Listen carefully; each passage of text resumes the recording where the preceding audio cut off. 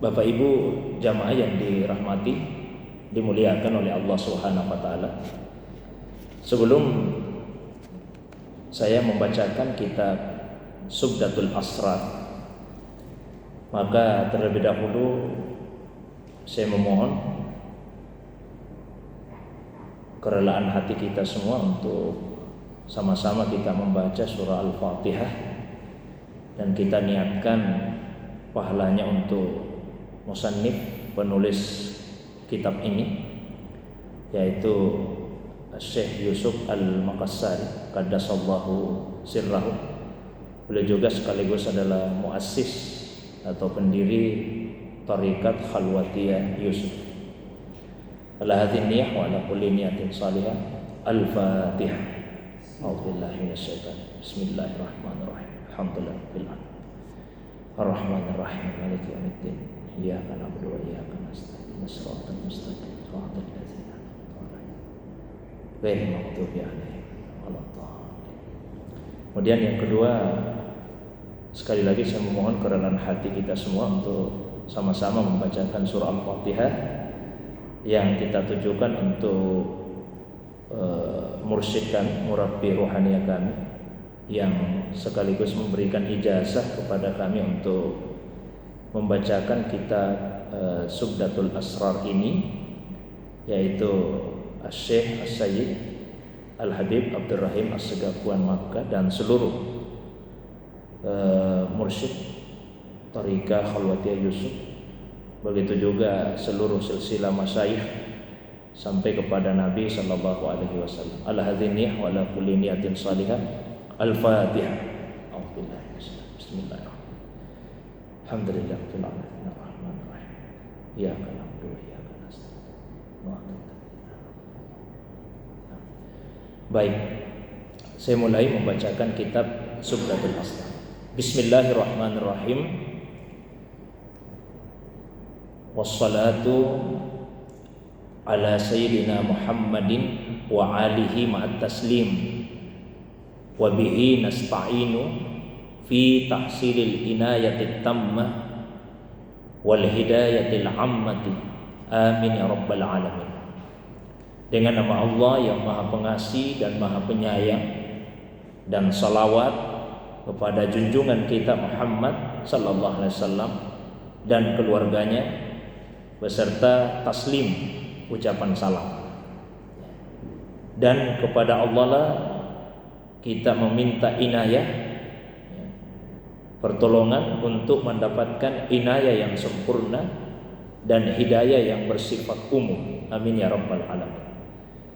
Jadi kitab ini diawali dengan menyebut basmalah sebagai bentuk tabarruk, dan sebagaimana di dalam Al-Quran juga diawali dengan basmalah. Kullu amrin zibalin la yubda'u fihi bismillahirrahmanirrahim fa huwa aqta. Semua perkara yang penting yang tidak diawali dengan nama Allah Subhanahu wa taala, maka perkara atau urusan itu akan menjadi buntung dan terputus. Kemudian setelah itu dilanjutkan dengan salawat dan salam kepada junjungan kita Muhammad sallallahu alaihi wasallam dan keluarganya. Jadi ada dua yang Allah Subhanahu wa taala perintahkan kepada orang-orang yang beriman kaitannya dengan hak Nabi sallallahu alaihi wasallam. Salawat dan salam. Sebagaimana yang Allah Subhanahu wa taala firmankan di dalam Al-Qur'an pada surah Al-Ahzab, Innallaha wa malaikatahu yusalluna 'alan nabi ya ayyuhalladzina amanu sallu 'alaihi wa sallimu taslima. Sesungguhnya Allah dan para malaikat senantiasa bersalawat kepada Nabi sallallahu alaihi wasallam.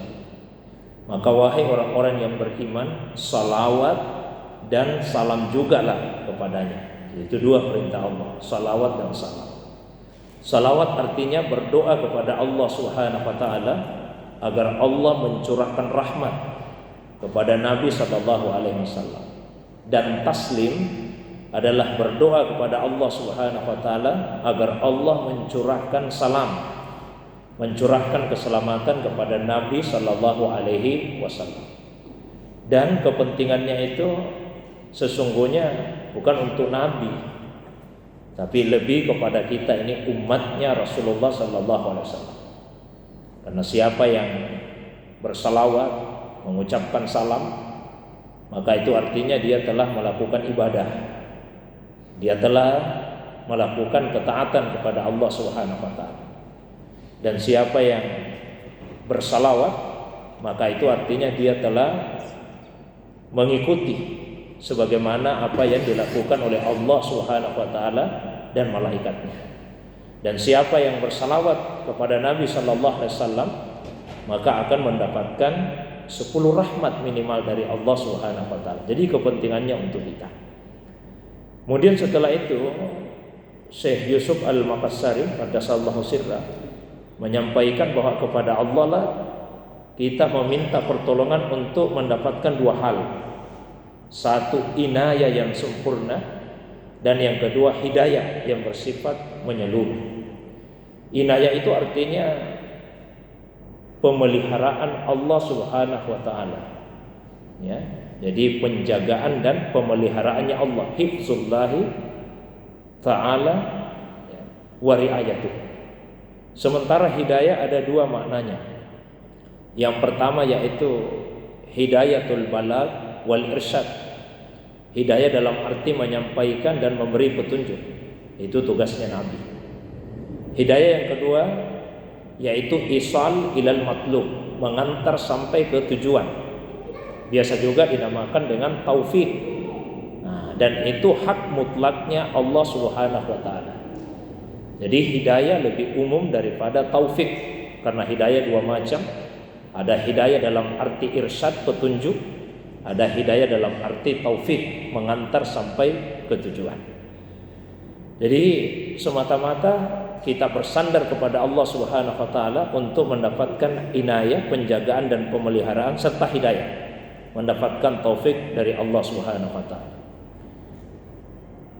Amin ya rabbal alamin. Ya, amin, semoga Allah SWT mengabulkan. Wahai Allah, pencipta, penguasa, pemelihara alam semesta. Wa ba'd, dan selanjutnya, fahadhihi risalatun zarifatun wa nubzatun latifah, ya, samaina bisubdatil asrar. Ini adalah risalah. Jadi, risalah itu biasanya lebih tipis daripada kitab. Ya, jadi seperti yang saya sampaikan tadi, risalah ini ya kurang lebih hanya 40 halaman lebih. Jadi tipis. Kemudian dia bersifat latifah, lembut, halus, membutuhkan bukan hanya logika, tapi yang lebih utama adalah ketajaman basirah, mata hati untuk bisa memahami apa yang beliau tuliskan di dalam risalah ini. Karena apa yang dituliskan adalah hikmah-hikmah, dan hikmah itu hanya Allah berikan kepada siapa yang dikehendakinya. Kitab ini kami namakan, kata Syekh Yusuf, kami namakan dengan Zubdatul Asrar fi tahqiqi ba'di masyaribil akhyar. Zubda artinya inti, asrar artinya rahasia. Jadi inti dari segala rahasia. Fi tahqiq ba'di masyaribil akhyar, untuk memperoleh, mendapatkan, kalau arti harfiahnya masyarib, sumber minum, ya. Akhyar artinya orang-orang yang baik. Jadi maksudnya di sini adalah untuk mendapatkan sebagian sumber pengetahuan, sumber ma'rifah dari orang-orang yang baik, orang-orang yang terpilih. Narju minallahi ta'ala an takuna nafi'atan insyaallah. Kami memohon kepada Allah agar risalah ini bisa bermanfaat, ya.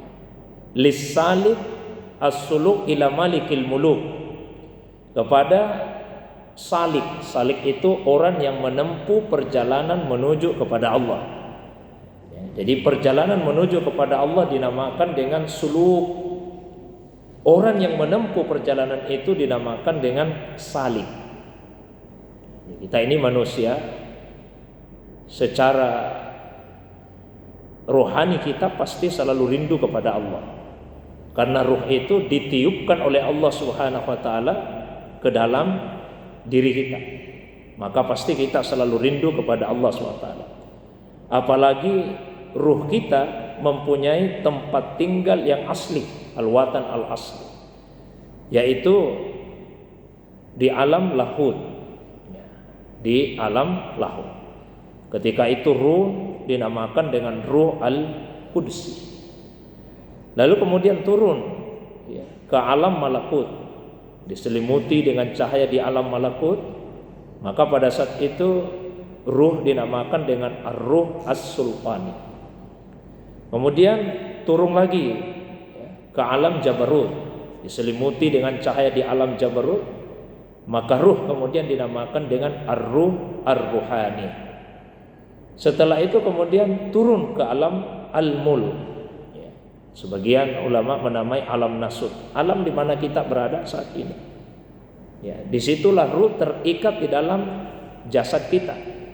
Maka ruh kemudian dinamai dengan ar-ruh al-jismani. Kalau bahasa Indonesianya ruh jasmani. Jadi ruh itu akan selalu rindu kepada tempat tinggal asalnya.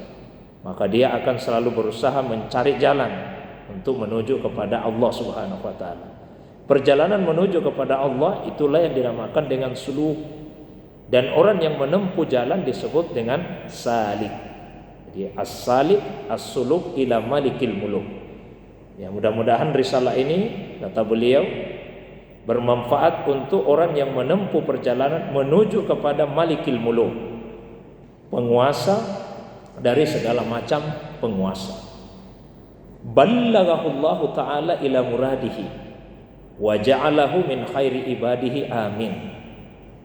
Dan semoga Allah mengantarkannya kepada apa yang dia tuju, dan semoga Allah menjadikannya termasuk di antara hamba-hambanya yang terbaik, amin.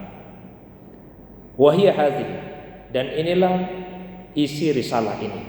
Tadi pengantarnya, sekarang beliau masuk kepada isi kitabnya. I'lam ya akhi fillah wa rafiqi ilallah. Ketahuilah wahai saudaraku karena Allah, wa rafiqi ilallah. Rafiq artinya teman, orang yang menemani, ilallah menuju kepada Allah Subhanahu wa ta'ala. Saya sebutkan tadi, manusia akan selalu rindu untuk mengadakan perjalanan menuju kepada Allah. Dan berjalan menuju kepada Allah itu tidak bisa sendiri. Kita butuh orang yang menuntun kita, dan kita butuh orang yang menemani. Yang menuntun kita disebut dengan mursyid, dan yang menemani kita dinamakan dengan rafiq. Maka di kitab ini beliau dengan rendah hati menyatakan rafiqi ilallah, yang menemani saya menuju kepada Allah Subhanahu wa ta'ala. Allamakallahu minhu wa fahamaka anhu. Semoga Allah memberikan ilmu, dan semoga Allah memberikan pemahaman. Jadi tidak cukup dengan sekedar ilmu saja, tapi juga pemahaman. Kalau ilmu dominannya itu akal, sementara pemahaman dominannya adalah hati. Maka beliau berdoa semoga Allah memberikan kepada yang membaca kitab ini ilmu dan pemahaman. Inni aqulu wa ukirru wa aqta wa ashhadu alaikum ya ahlal islami zahiran wa batinan qaula la ilaha illallah Muhammadur Rasulullah amantu billahi wa malaikatihi wa kutubihi wa rusulihi wal yaumil akhir wal qadari khairihi wa syarrihi minallahi ta'ala. Rabbi Allahu Rabbi wa Muhammadun nabiyyi wal islamu dini wal ka'batu kiblati wal qur'anu imami wal muslimuna ikhwani. Sesungguhnya saya berkata, ini kata musannif Syekh Yusuf Al-Makassari, saya berkata dan saya mengakui, saya menegaskan, saya menguatkan, dan saya bersaksi kepada kalian, wahai orang-orang Islam, saya bersaksi secara zahir dan secara batin. Apa itu? Ucapan la ilaha illallah Muhammadur Rasulullah. Jadi beliau menegaskan keislaman zahir dan batin. yang ditandai dengan ucapan la ilaha illallah Muhammadur Rasulullah. Setelah itu beliau lanjutkan, saya beriman kepada Allah, kepada malaikatnya, kepada kitab-kitabnya, kepada rasul-rasulnya, kepada hari akhir, takdir yang baik atau yang buruk, semua dari Allah Ta'ala. Jadi beliau mengawali kitab ini dengan persaksian syahadat akan keesaan Allah.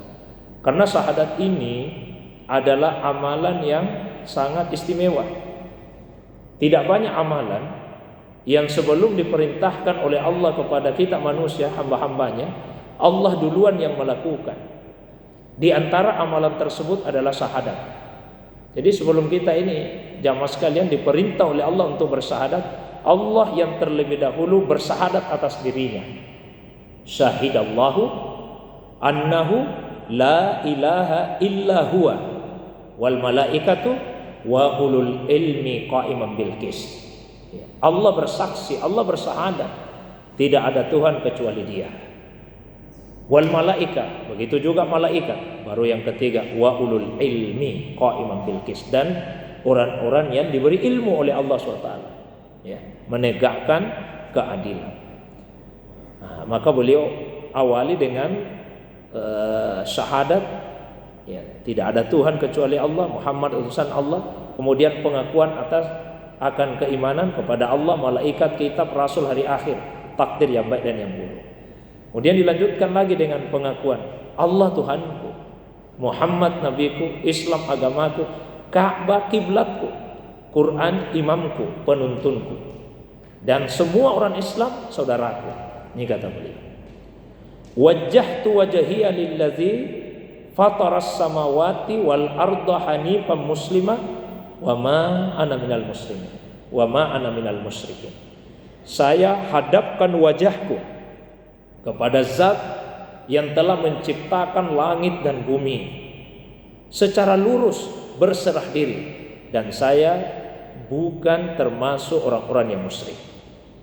Ini sesungguhnya juga adalah ucapan Nabi Ibrahim alaihissalam yang diabadikan oleh Allah di dalam Al-Quran pada surah Al-An'am ayat 79, dan kemudian menjadi bacaan kita juga di dalam salat, ya. Setelah takbiratul ihram Allahu Akbar, kemudian dilanjutkan dengan membaca doa iftitah, yang diantara redaksinya, ya, kalimat yang beliau tulis dalam kitab ini. Wajjahtu wajhiya lillazi fataras samawati wal arda hanifan muslima wa ma ana minal musyrikin. Saya hadapkan wajahku kepada zat yang telah menciptakan langit dan bumi secara lurus dan berserah diri, dan saya bukan orang musyrik. Ya, kenapa disebut Pak saya hadapkan wajahku? Kalau dalam bahasa Arab, gaya bahasa seperti ini disebut dengan zikrul ba'di wa urida zikrul juz'i wa urida bihil kul. Sebagian yang disebut tapi yang dimaksud keseluruhan. Mengapa hanya sebagian yang disebut? Li ahammiyati hadzal juz. Karena begitu pentingnya bagian yang disebutkan itu. Ya, jadi wajah ini salah satu juz, bagian dari anggota tubuh kita, dan dia adalah bagian yang penting kalau kita tidak mau mengatakan yang terpenting.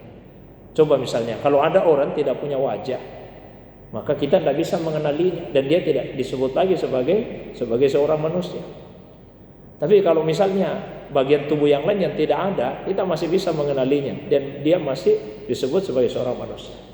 Ada orang Pak tidak punya tangan, ada orang tidak punya kaki, dan seterusnya. Tapi kalau orang sudah tidak punya wajah, kita tidak bisa mengenalinya.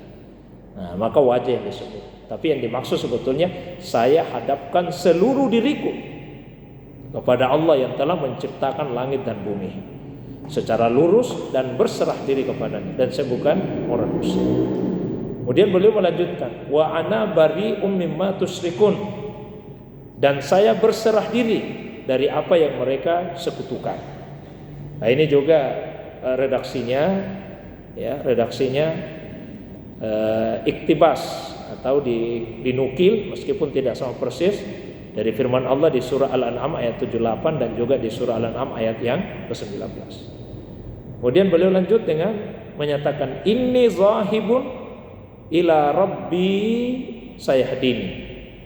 Inni zahibun ila rabbi sayahdini. Sesungguhnya saya pergi menuju kepada Tuhanku dan Tuhanku akan memberi hidayah kepada saya. Ya, ini juga ucapan Nabi Ibrahim alaihissalam yang terdapat di surah As-Saffat ayat 99. Inna lillahi wa inna ilaihi raji'un. Ini juga firman Allah di dalam Al-Quran surah Al-Baqarah ayat 156. Laisa kamitslihi syai' wa huwas samiul alim. Tidak ada sesuatu yang menyerupai Allah dan Allah itu Maha mendengar dan Maha mengetahui. Kalau di surah Asy-Syura wa huwas samiul basir. Allah yang Maha mendengar dan Maha melihat. Kemudian qul huwallahu ahad, Allahus samad, lam yalid wa lam yulad wa lam yakul lahu kufuwan ahad. Katakanlah dialah Allah yang ahad, Allah tempat bergantung, dia tidak beranak, tidak diperanakan dan tidak ada sesuatu yang menyerupainya. Wallahu khalaqakum wa ma ta'malun. Allah yang menciptakan kalian dan apa-apa yang kalian lakukan.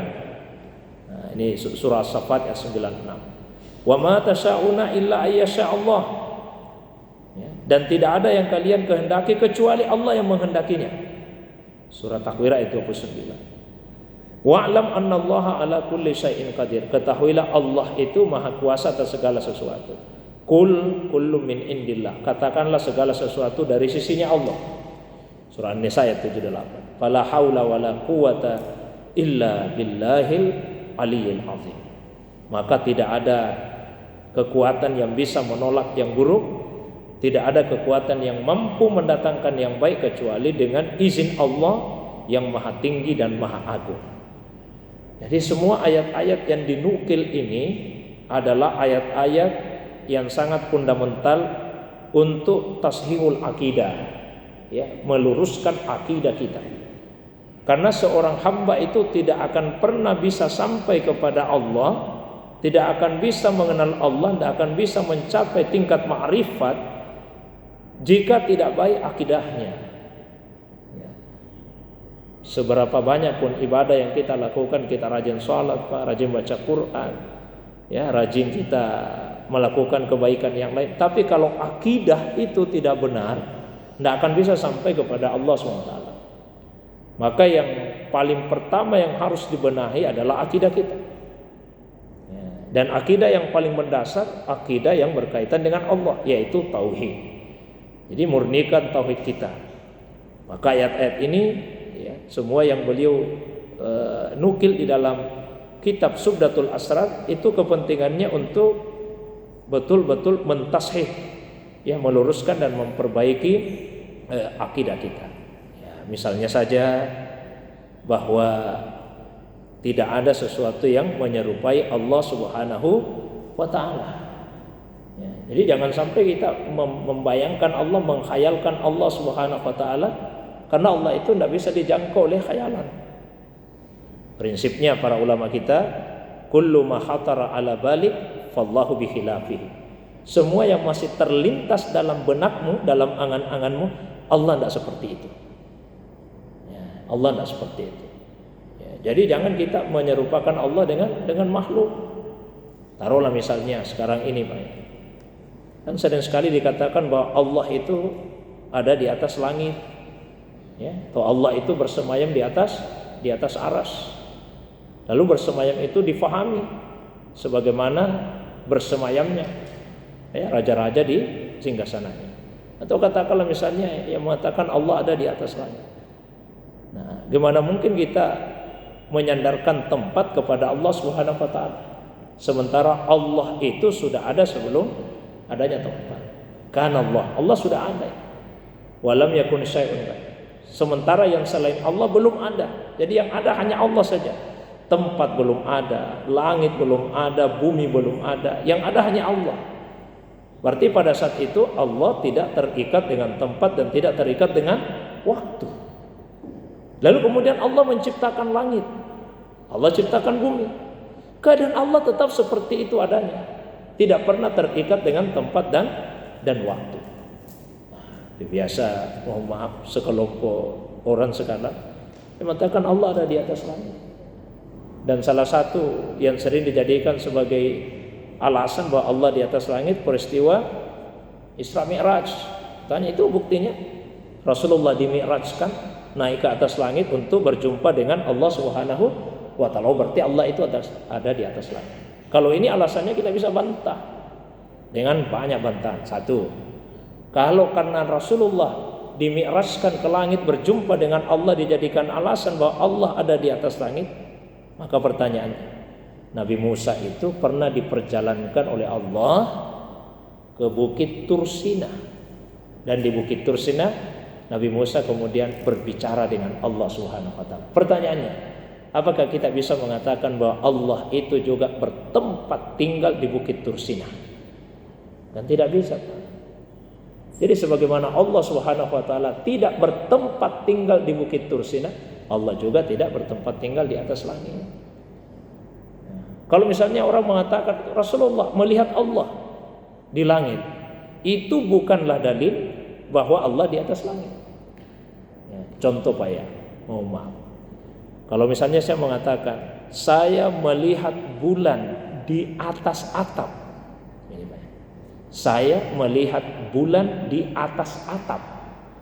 Pertanyaannya, yang di atas atap itu bulannya atau saya?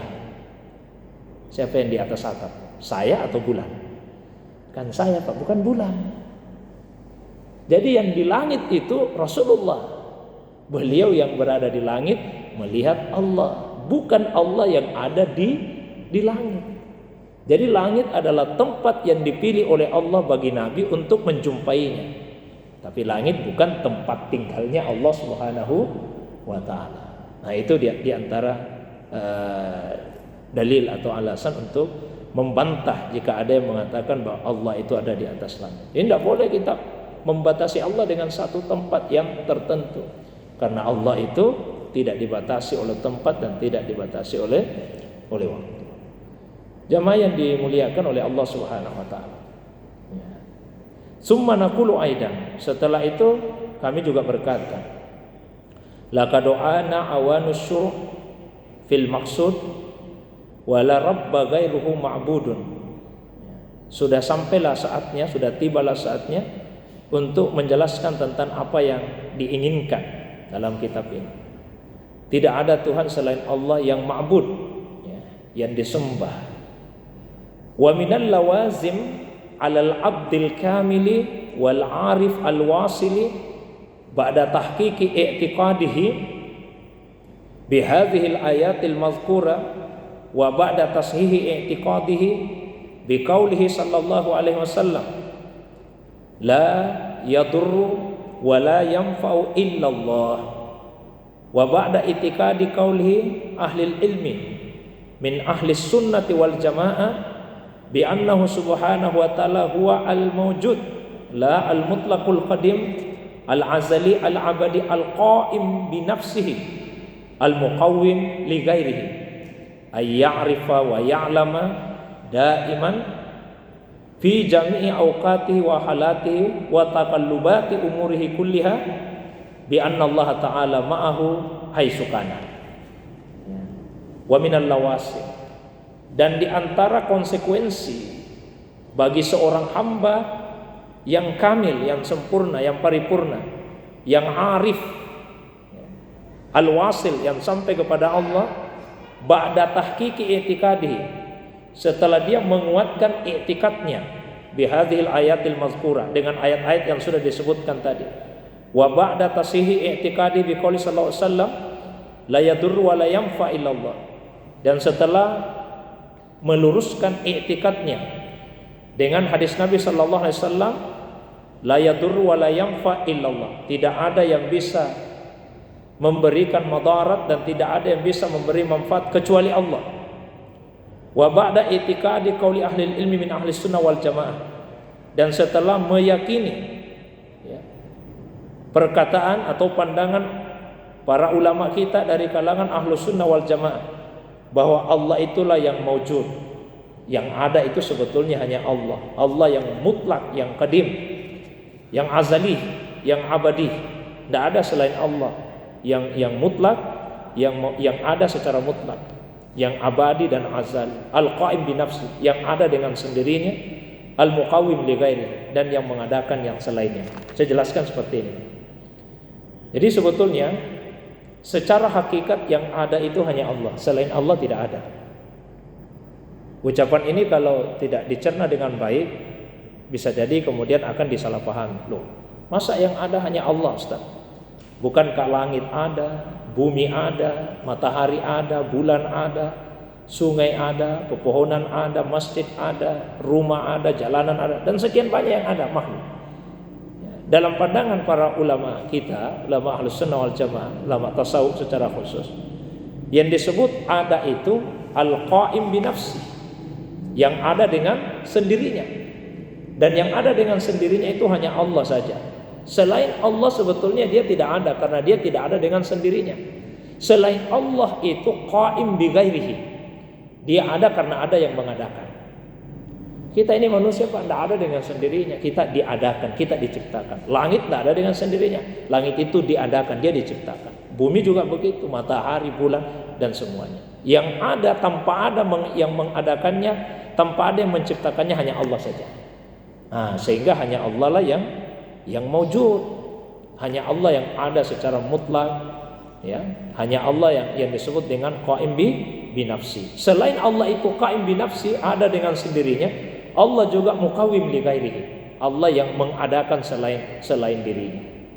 Nah, bagi kita ini manusia, kita wajib mengetahui ya bahwa dalam semua waktu, semua keadaan kita, bahwa Allah itu bersamanya. Ya, Allah bersamanya. Nah, konsep inilah yang kemudian dikenal dengan istilah ma'iyatullah. Ma'iyatullah, kebersamaan Allah Subhanahu wa ta'ala dengan makhluknya. Nanti kita akan jelaskan pada pertemuan yang berikutnya tentang apa yang dimaksud dengan ma'iyatullah itu, ya, kebersamaan Allah dengan makhluknya, dengan manusia. Misalnya saya bacakan satu ayat saja, wa huwa ma'akum aina ma kuntum, dan dia bersama kalian dimanapun kalian berada. Saya kira itu dulu yang saya bacakan, pengantar kitab Subdatul Asrar fi tahqiq ba'di masaribil ahyar, sebuah kitab dalam ilmu tasawuf yang ditulis oleh Syekh Yusuf Al-Makassari qaddasallahu sirra. Semoga ada manfaatnya, dan seperti biasa saya berikan waktu yang 8 kalau ada yang ingin ditambahkan, ada yang ingin diperjelas, baik yang berkaitan dengan isi kitab tadi atau masalah agama yang lain, mungkin ada masalah-masalah fikih dan sebagainya yang dirasa perlu untuk kita diskusikan, saya persilakan kepada jamaah sekalian. Demikian untuk sementara. Wa ilallahi turja'ul umur. Wassalamualaikum warahmatullahi wabarakatuh.